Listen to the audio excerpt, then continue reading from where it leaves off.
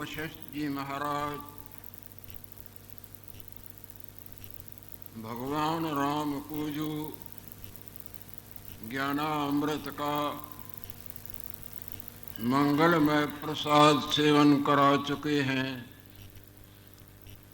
वही मंगलमय प्रसाद भगवान लक्ष्मी नारायण देव की अपार कृपा से हम सबों को प्राप्त होता आ रहा है और आगे भी श्री हरि देने की कृपा कर रहे हैं। पूर्व का प्रसंग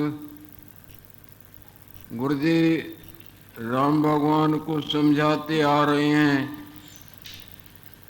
ये राम जी, जिस तरह किसी पत्र के ऊपर बर्फ का कणका पड़ा हो, सूर्य नारायण उदय हो जाए तो वो बर्फ का कणका नष्ट हो जाता है। इसी तरह शरीरों रूपी पत्र पर मैं वासना रूपी ये बर्फ का कणका पड़ा हुआ है। जब बोध रूपी सूर्योदय हो, जैसे जब जागृति होती है तो स्वप्ने की मैं नष्ट हो जाती है, सूर्य नारायण उदय होते हैं तो पत्र पर पड़ी हुई बर्फ की कणका गल के नष्ट हो जाती है। पर जब इसके हृदय में ज्ञान रूपी सूर्य भगवान उदय होता है, तब इसकी परिच्छिन्न में जो अनंत जन्मों और मरणों और अनंत शांतियों का मूल कारण थी वह हो जाती है। राम जी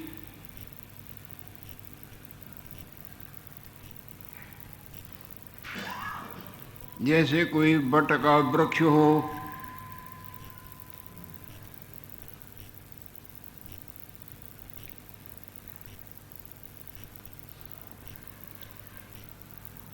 और बड़े बड़े विस्तार को प्राप्त हो जाते हैं।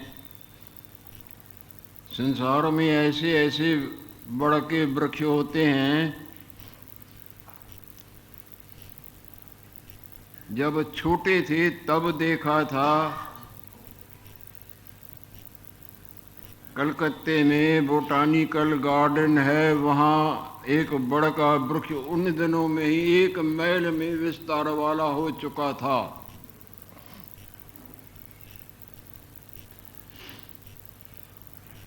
जब लगा होगा तो केवल राई जितना बीज ही तो होगा। बट वृक्ष बढ़ते बढ़ते उसकी जटाएं गिर के फिर वृक्ष बन जाता है, फिर और जगह वो जटाएं गिरेंगी तो वो वृक्ष बन जाएगा, इधर से गिरेंगी। इसी तरह मामूली वो बीज अब मैल में जब विस्तार वाला अनंत पत्ते टहनिए थुरों वाला हो चुका है, और आगे तो न जाने कितने विस्तार को प्राप्त हो गया होगा।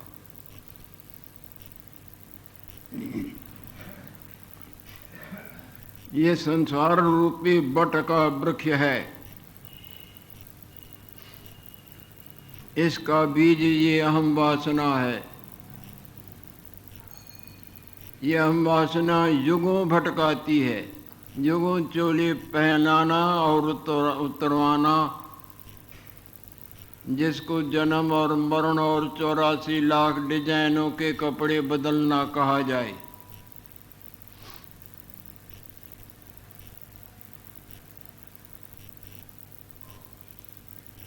संसार रूपी बट है, तिसका बीज अहंता है।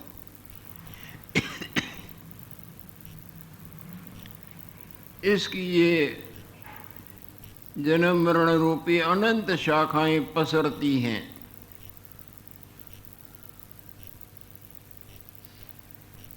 सारे अनर्थों का कारण यदि है तो ये अहम वासना है।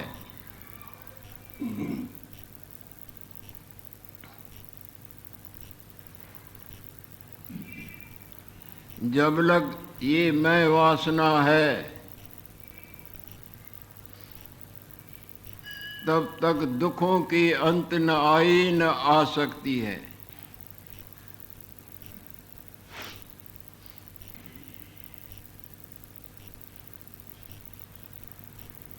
जब लग अहंता है इस माया में, रूप में मैं वासना है, तब लग दुख नहीं मिटता। रूप बदल बदल के दुख आते ही रहते हैं।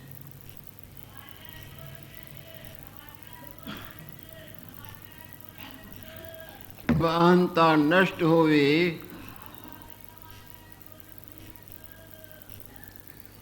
तब परम सिद्धता, तब इसको परम सिद्धता की सफलता की प्राप्ति होती है।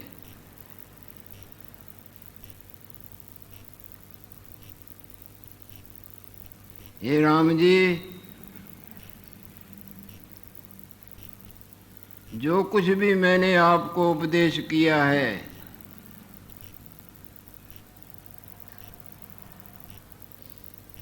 इसको भली प्रकार विचारो। सुनने के बाद गुनना बहुत आवश्यक है। श्रवण के बाद मनन यानी विचारना।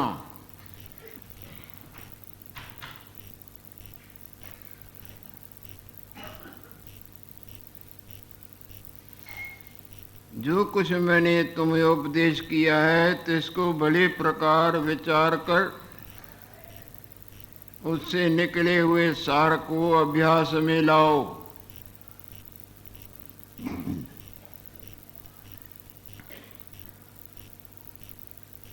तब ये संसार रूपी वृक्ष नष्ट होगा। संसार रूपी वृक्ष का बीज ये अहम वासना नष्ट होगी।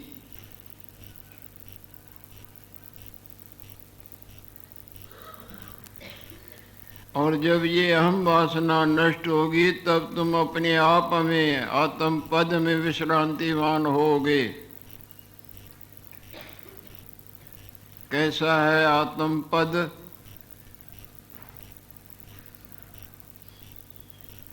जिसमें सब प्रकार के मन के मनंदियों का है अभाव।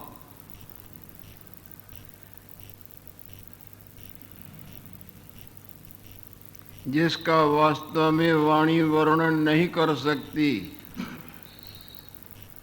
जैसे गूंगा वास्तव में रस का वर्णन नहीं कर सकता, इशारों से पड़ा कुछ कुछ लखाता है। ऐसा जो तुम्हारा अपना आप है उसमें विश्रांति होगी जब ये अहम वासना रूपी बीज नष्ट होगा। और ये अहम वासना रूपी बीज बोध से नष्ट होगा। ज्ञानादैव तो कैवल्यम, निर्दुख पद, जिस पद में कोई दुख नहीं, वो ज्ञान के ऊपर आधारित है। जिसको विद्या कहा जाए, ज्ञान कहा जाए, वो सांसारिक ज्ञान नहीं बल्कि परलौकिक ज्ञान भी नहीं, न लौकिक ज्ञान न परलौकिक ज्ञान बल्कि अलौकिक ज्ञान, जो लोक और परलोक के सब प्रकार के कलनाओं को ऐसे जला देता है जिस तरह दोपहर के समय भगवान भास्कर दे सारे संसार को ग्रास की हुई रात्रि को भस्मीभूत कर देता है। यहाँ अध्याय समाप्त हुआ है। योग वासिष्ठ निर्वाण प्रकरण पूर्वार्ध 1 सर्ग 161वां सर्ग आरंभ होने जा रहा है। इस अध्याय का ऊपर का शीर्षक है विराट आत्म वर्णनम।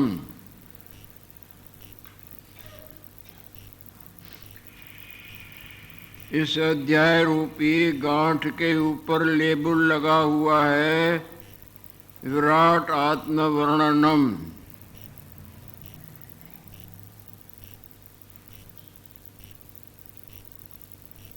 महान बड़े जो अद्वितीय स्वरूप, जिसके बरोबर और कुछ नहीं और जिसमें और कुछ है भी नहीं, ऐसे विराट स्वरूप ब्रह्म परमात्मा के रूप पर इसमें तरह तरह के दृष्टांत दाष्टांत युक्तियों से समझाने की कृपा करेंगे। वास्तव में समुद्र में न कोई बुदबुदा है, न लहड़ है, न झाग है, न चक्र है, फकत फकत फकत पानी ही पानी है, न आपे आप।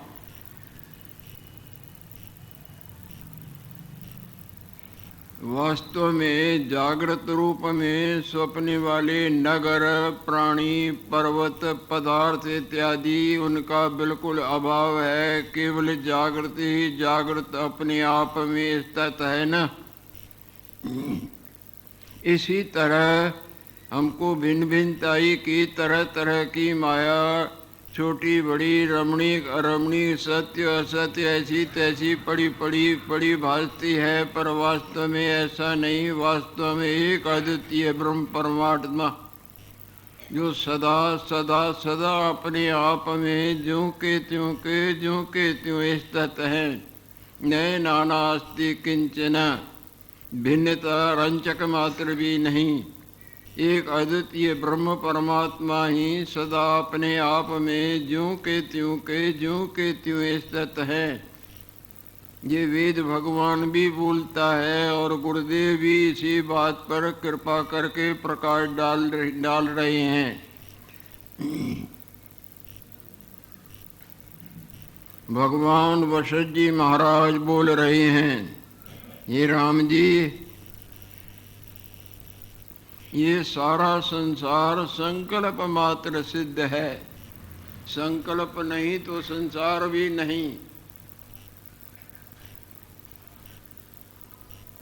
सारा प्रपंच लड़ना मरना, कटकों के कटक, हा हा हु भला बुढ़ा, सिनेमा के पर्दे पर सब फिल्म करके सिद्ध है ना। फिल्म नहीं तो वहाँ कुछ है थोड़ो ही।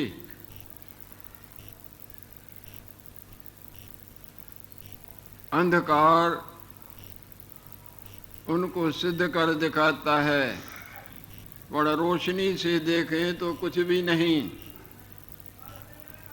सवाए फिल्म की छाया में मूर्तियों की। सो भी फिल्म में हैं।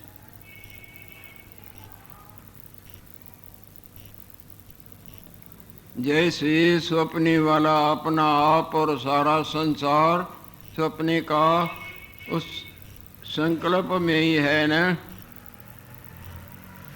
संकल्प को उखाड़ देते हैं, झटका दे के उसके फुरने को जागृत के अग्नि में भस्म कर देते हैं, तो न वो न उनको जो मन दिखता था।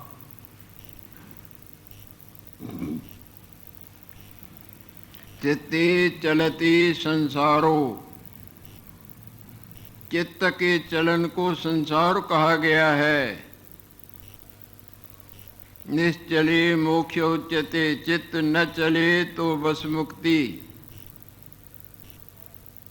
सपने में चित्त चल रहा है, अपना आप और संसार भासता है, वहीं गिरट आ जाए, निद्रा आ जाए, चित्त की चलन खत्म तो वो संसार भी देखने वाले सहित खत्म।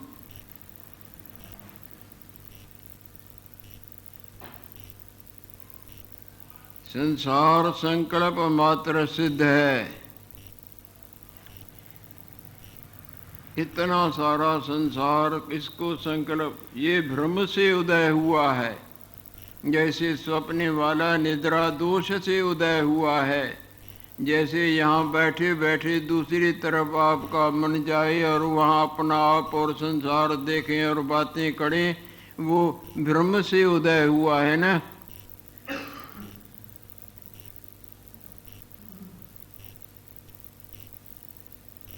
इन वचनों का प्रकाश तब हृदय में धीरे धीरे करके प्रकट होगा जब एकांत में इनको बहुत सावधानी से विचारेंगे।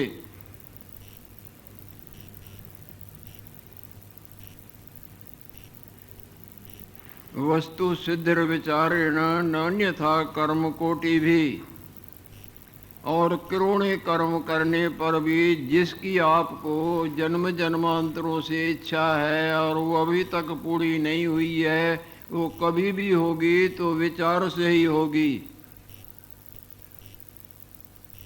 अगर विचार गंगा में आपके मन की डुबकी न लगी तो इसी तरह अनंत जन्म जैसे कट गए ऐसे और भी कट जाएंगे, बड़े भ्रम में भटक। विचार परम आवश्यक है, क्योंकि बिना विचार के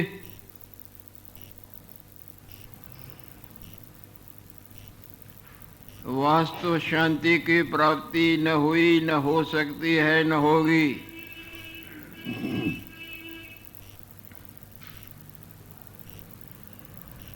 ये ब्रह्म करके उदय हुआ है।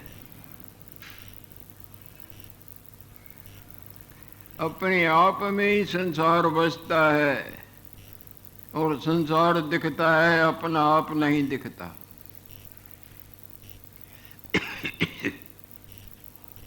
अपने जागृत रूप में अपना आप और संसार बसता है और संसार दिखता है, अपना जागृत रूप नहीं दिखता। इसी तरह अपने आप में संसार बसता है और अपना आप नहीं दिखता। पानी में ही अनंत बुदबुदें लहरें झाग चक्र बनी बनाई दिखती हैं, नाचती कूदती हैं और पानी नहीं दिखता। इसी पर कबीर साहब जी महाराज ने बोला है न, पानी में मीन प्यासी, पानी में मीन प्यासी। मछली पानी में और वहाँ प्यासी मरती है और पड़ी भी पानी में है।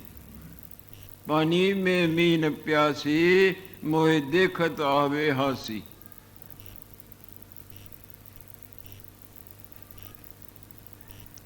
आत्मा में संसार बसता है और आत्मा नहीं दिखता, संसार दिखता है।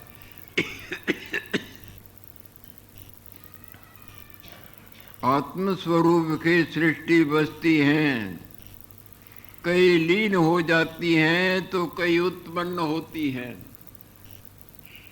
कई सपने के तरह तरह के प्रपंच दिखते हैं और कई नष्ट हो जाते हैं और कोई और दिखते और न। कई लहरें बुदबुदे झाग चक्र पानी में पैदा होती हैं और नष्ट होते हैं और पानी नहीं दिखता है, वो रूपना।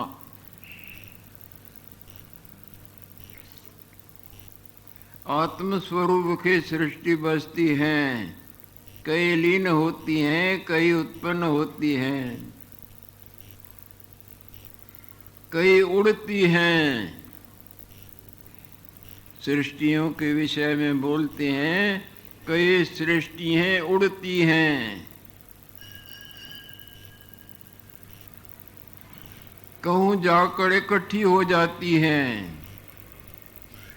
अपने आप में आत्मस्वरूप में कई सृष्टियां उड़ती हैं और कहीं जाके आपस में इकट्ठी हो जाती हैं और कहीं भिन्न भिन्न होकर उड़ती हैं। राम जी मेरे को बिल्कुल सामने दिख रहा है। ये राम जी आत्म स्वरूप के सृष्टि बसती हैं, कई लीन होती हैं, कई उत्पन्न होती हैं, कई उड़ती हैं, कहूँ जाकर इकट्ठी हो जाती हैं, कहूँ भिन्न भिन्न उड़ती हैं, तो मुझको प्रत्यक्ष भासती है। ये वो उड़ती जाती हैं।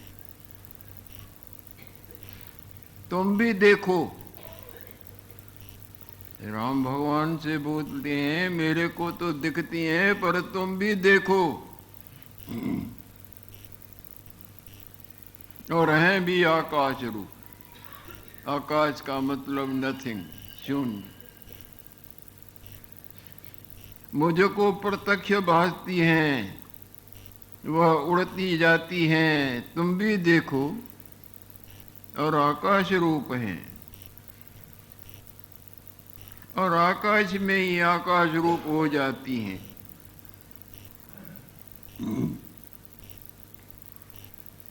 राम जी, जैसे केले का वृक्ष देखने मात्र सुंदर होता है,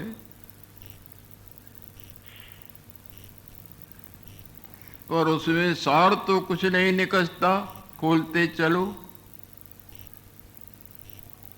जैसे केले का वृक्ष देखने मात्र सुंदर होता है और तिस्वे के सार कुछ नहीं होता, इसी तरह ये विश्व देखने मात्र सुंदर हैं और हैं आकाश रूप।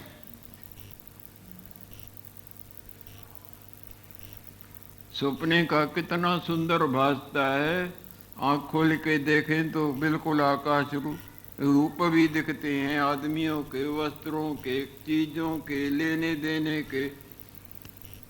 सिनेमा के पर्दे पर क्या न सुंदर दिखता है, हाथ लगाओ तो कुछ भी नहीं। इसी तरह बुद्धिमता से देखो तो कुछ भी नहीं, और निर्बुद्धिताई से देखो तो बिल्कुल सुख रूप और जड़ और चैतन्य दुख रूप और ऐसा सुंदर और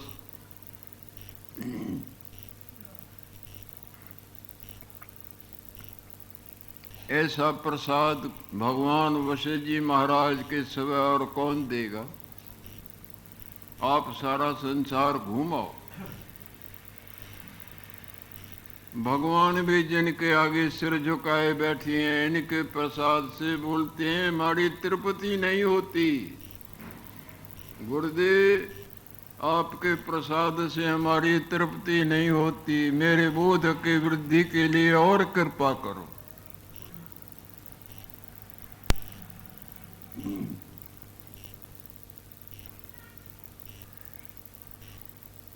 जैसे केले का वृक्ष देखने मात्र सुंदर होता है और तस्वीर के सार कुछ नहीं होता, तैसे विश्व देखने मात्र सुंदर है और आकाश रूप है। फिर कैसा है? जैसे जल में पहाड़ का प्रतिबिंब पड़े, इधर जल का स्रोत हो और इधर पर पास में पहाड़ हो, तो पहाड़ का प्रतिबिंब जल में पड़ता है ना। जैसी बात करते हैं ऐसा उसके ऊपर क्या गजब का दृष्टांत देते हैं। जैसे जल के स्रोत में पहाड़ का प्रतिबिंब पड़े,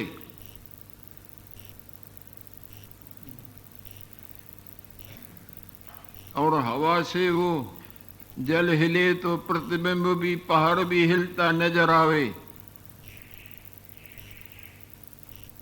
जैसे जल के पहाड़ का प्रतिबिंब पड़ता है और हलता भासता है, तैसे यह जगत है, चलता फिरता बनता मिटता भासता है। जैसे पानी हिले तो वो पहाड़ प्रतिबिंब जो पड़ता है नहीं, वो भी हिलता नजर आता।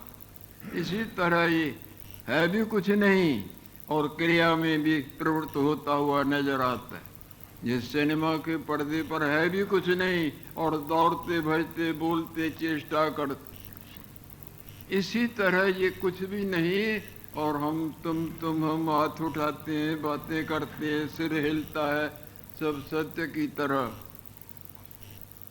असत्य को सत्य माने बैठे हैं। जैसे स्वप्ने वाले असत्य को उस वक्त सत्य मानते हैं ना, जब बोध होता है यानी प्रकाश होता है, ज्ञान होता है, जागृति होती है, तो वो मिथ्या मैं जो सारे प्रपंच का मूल थी वो उखड़ जाए, नष्ट हो जाएगी। वो मैं गई तो वो सारा भ्रम गया।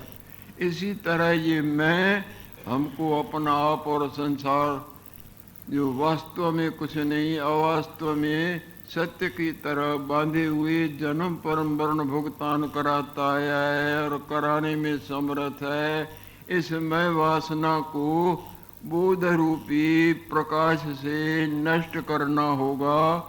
और गुरुदेव वो बोध रूपी प्रकाश का ही तो बारंबार प्रसाद दे रहे हैं।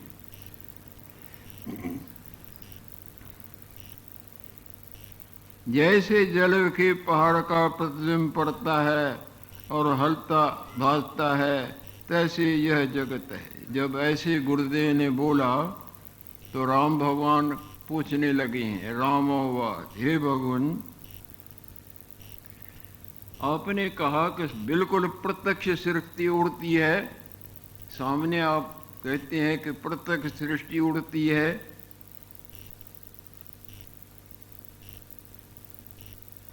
प्रत्यक्ष तुम कहते हो प्रत्यक्ष सृष्टि उड़ती मुझको भासती है। तुम भी देख, यह तो मैं कुछ नहीं समझता। ये आपने क्या बोला? आपने कहा प्रत्यक्ष मेरे को नजर आती है, सृष्टि उड़ रही हैं, तुम भी देख। ये आपने क्या बोला? ये तो मैं नहीं समझता, मेरे को तो उड़ती नजर नहीं आती हैं। ये क्या कहते हो? इसका उत्तर भगवान वशिष्ठ जी महाराज कितना सुंदर देते हैं। वो प्रसाद आगे पाने